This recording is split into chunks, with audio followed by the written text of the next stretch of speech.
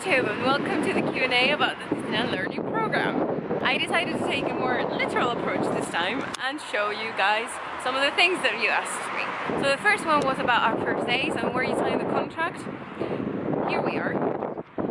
This is Greenwich. The Greenwich building. This is where you have to come when you sign your contract. So if you want to locate yourself, this is Val d'Europe, and right around the corner here it's the bus station. There you go. That's where the bus is coming from, and the train station, the RER. And if you've crossed this thing, this is Greenwich, and this is where you have to come to do your signing of the contract. If you come to Disney after March, after the end of March, you're gonna be stuck with me on Pleiades. So this is gonna be a familiar sight for you, the train station. This is where the RER leaves and takes you to Disney. From Pleiades, you take the bus to here, and then you take the train. I've gotten a question about Navigo again, so let me explain to you. You come here and you can either do it in Paris or do it in Chessy, in the station. And there you bring your contract, your contract of the residence, because that way you don't have to pay the €5, that's the card, and you get a Navigo card. And with that, you get it instantly. You don't have to wait for 3 weeks or anything in the mail. You just get it right when you pay for it, and then you have to top it up monthly, €75 a month for the 5 zones that is Paris, and you can come and go to Paris as much as you want and take as many buses and as many trains as you want for a whole month. €75, and then you get back 50, around €50 at the end of the month in your paycheck. And with this you get it directly in the station, just as you even you can do it in the airport if you want, just as you get off the plane. Here we go, cast member entrance, and I got a question about whether we could come anytime and to the park through the backstage entrance, and no, we're not supposed to until 2 p.m. every day. So you can go through backstage whenever you want, just after 2 p.m. if you're not going to work, if it's just to enjoy the park. That's the theory. In reality, nobody does that. You can get inside the park whenever you want, as long as you have your ID. And I mean, you shouldn't, but you do. If you come through backstage like I'm doing right now, you just use your ID, and if not, you can use the pass on scène to go through the main doors, but those you can only use after 2 p.m. I had to stop filming because we're not supposed to do that backstage. So here we are in the studios, and I got a question. Wait a second, let me check. About the perks. What perks do we get with the contract? Well, as you can see, free entrance to the park every day.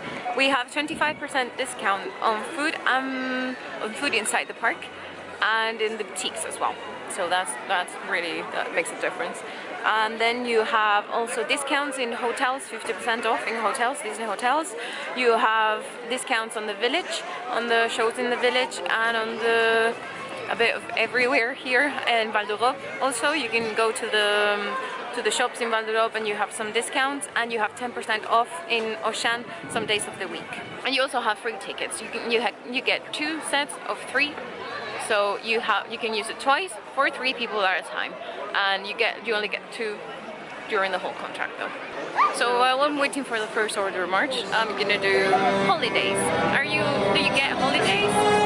Maybe I'm not gonna do this.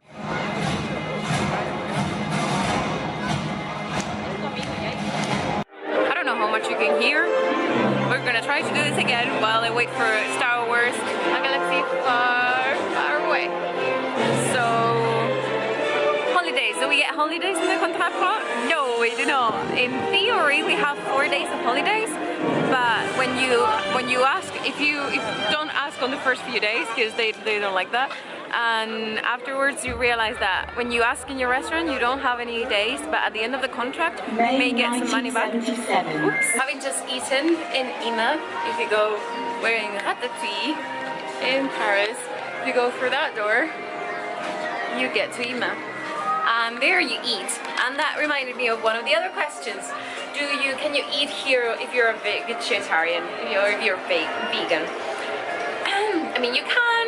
I have a friend that's a vegetarian, and I just had lunch with another of my friends that's a vegetarian too, and she just told me that it's really hard here. We have some veggies, like in here mostly they cook with butter, they have everything, but the veggies they do just steam. They taste like nothing. They're really badly cooked or overcooked or undercooked. There's no point in between. And they don't really have that many options. They don't have veggie pizzas, they don't have veggie, like they could do omelets every day. No, there's a lot of meat, there's a lot of fish, and all the sandwiches, if you want a sandwich for example, they all have some sort of meat on it. It's just, we have a couple with cheese only, but then again for vegans that's not good. So in theory you can eat here from the cafeteria if you're a vegetarian or a vegan, in theory, but in reality it's really hard, and sometimes it's not really healthy because you don't get any proteins, you don't get any of the things that you need. So it's a bit challenging, I'm sorry. What's the pay?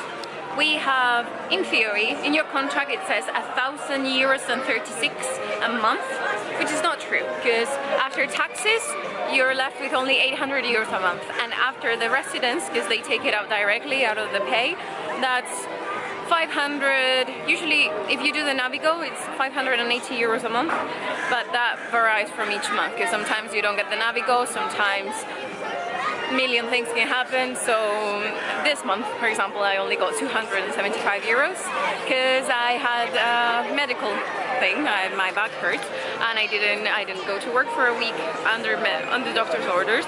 So you don't get paid those days. So you get shit those days. So the pay is actually, like in theory, is good, and then actually it's really low. And speaking of the pay, I also got another one asking if you can save while you're in Disney. And I've asked to my friends, because I have friends that are over 26 and they get a different pay. And if you are over 26, you get a lot more money that we do. And they said that they can save enough money. For us, considering you have to pay the Navigo, you have to pay your food, you have to pay the everything else, and it's not, you can't really, especially if you get sick one day, or you ask for unpaid holidays, which you can, that means you're gonna get a lot less money a month. So it's really hard to save money while in here if you're in the Contra Pro and you're under 26. Over 26 apparently it's a lot easier to at least save a bit. I've got a small cushion of 100 or 200 euros, but it's only because I have my pounds, my English money that I saved while I was in London, and that's what I've been using to buy food in Ocean. But with the Contra Pro money it's really hard to save money. Now that we're going through Toyland, is there a gym? There's no gym in Playat, sorry about that. There is a gym in Brasserie though. And speaking of housing, there's another question about housing and how much money you bring beforehand. So housing, it's directly appointed by Disney when you're doing the Contra Pro. You don't have to worry about anything. You'll get either into Playat or Brasserie at some point, and you just go to your residence and you pay 335 euros in either of them. And there are some like CDI options and everything like that, but in regards to our program, yes, you get the residence and you'll just assign to it at some point. And whether you have to bring money beforehand, yes, you do. You have to pay on the first day 200 euros just for your for the residence, the deposit, and then you have, for us, you don't get paid until the end of the month, no matter when you start, and then that money has to go towards the next month. So for us, the first month we worked only for 2 weeks, and after those 2 weeks we got like 200 euros, and then we had to survive the whole of November with 200 euros, which was challenging and a bit fucked up.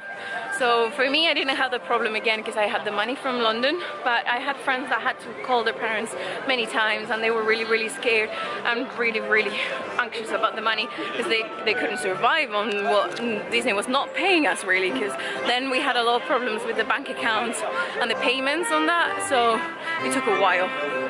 So I recommend to bring not as much money as you can, but I spent like a good £800, I think, along the first 2 months. So yeah, we're here in the Isle of Motunui, we're gonna answer the question about the language. How does the language develop, and what entry level is necessary?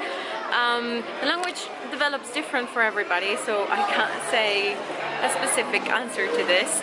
It's true that it's improving a lot for everybody in the program at this point. We all can communicate now, which we couldn't at the beginning. And in theory, when you start, you can have either an A1 or an A2. That's enough for a program. For me, I had, yes, an A1, I think. And it's enough to get inside. And then when you finish, you have to have one more level than what you had when you started. You get a test at the beginning, and whatever you get, then at the end you should have at least one more level. It's not even necessary. And it is coming along, I think, for everybody. You end up speaking. When I got here for the first time, I was really impressed with Ines, because I saw her communicating and talking in French with everybody, and I knew she couldn't speak beforehand. And right now, when I have friends over that have known me before, and they see me speaking in French and telling people like, can we go inside the attractions as I'm a cast member? I can do all that, which I couldn't when I started. So language, it's different for everybody, but the gist of it is that it does improve. I've been told by my friends to say this. It's true that for people that have a second language already, like all the Spanish, all the Italian, all the Portuguese, we all catch up with French a lot quicker than the English, because they're not used to having a second language in their brain, and they're also not used to learning the grammar or other languages. And also we have Latin roots, and English has just their own thing. So it's possible for us a lot easier, and the English and the British people in general, they take a lot more adjusting to the whole learning French thing. But it's doable. I mean, I've done it. I've also gotten a question about the working environment and whether there are some suicide claims of people within Disney. And it's true that Disney's a really big company, so feeling like you're important within a company as big is really hard. And sometimes you feel like you're not heard enough, because there are so many of us that you can't feel like they communicate with you directly. It's true that with the Soirée de Noël and with the 25th anniversary coming, they've done a lot of perks for the cast members. So in the general sense, they do try, but then I think what's important to be comfortable here is your co-workers, not as much the company as it is the other people that work with you. Here we've got a million of nationalities all together, and there's a lot of people working, and within your whatever you're doing, restoration or attractions or whatever, what's important is the people you have with you and the co-workers that make it fun or less fun for you. So there are some assholes in the job, and then there's some people that make it worth it. Also, can you bring friends to Pléiades? Well, to the residences? No, you cannot. You can have visitors. If they live inside Pléiades, like you do, or inside Boisserie, within the same residence, it's really easy to move around. You can go to your room, you can go to somebody else's room, you can sleep in somebody else's room. Inside the residence, no one cares. But if it's coming from afar, then no. You can have people over for a while. They have to show their ID, their Disney, and their national ID if they're not from Disney, and that gets written on a paper, and then you have to, when they leave the residence, you have to sign them as well. So no, and they can't stay over. The latest they can stay is until 1 AM, and then it's done, because they have to leave or you're gonna have to pay a fine.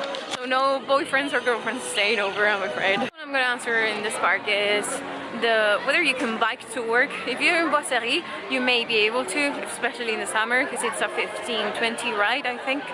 15-20 minute ride, I think. But if you are in Pléiades, the bus is usually 35-40 minutes, so biking is probably not the best option, cycling to work. So I came here to do the last question, but I didn't think this through. The parade is coming, so it's gonna have to wait, because you're not gonna be able to hear anything. So it's bad planning on my part. The parade just went through here, and I forgot. And the last question, I wanted to come here to this park to do the last question, which was the first question I got. How are the first few days like? Is it all in French? Let's see. Well, the first 4 days are all programmed for you, and you don't have to work those 4 days, because it's your introduction to Disney. The first day, it's called Traditions. You go to Disney University. They do your ID there at 8 in the morning, so beware, you know, makeup and everything, because that's your picture for the whole of your contract and for the whole of your duration of working in Disneyland, forever. So, you know, good picture. And then after that, you get in a room with a big projector, and you get asked and you get answers to all the questions of how Disney started and who was Walt Disney and all the things about the park. And then you come to the park and then you see the park. They give you a free ticket for a meal and you explore the park. The second day, orientation, you go through backstage. They show you how to do that. They show you costuming, they show you backstage. That it was all in French. Third day, it's all in French.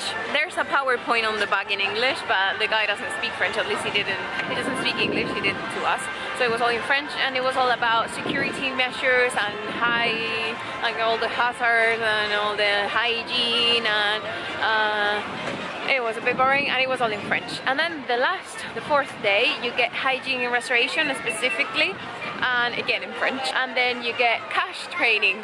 Those are your first 4 days. I'm gonna leave you here with this fantastic view, my favorite view, the castle behind me. And I hope this was helpful as always. If you have any more questions about the program or anything else in Disneyland, I am here. I'm willing to answer anything. Thank you guys for watching, and goodbye.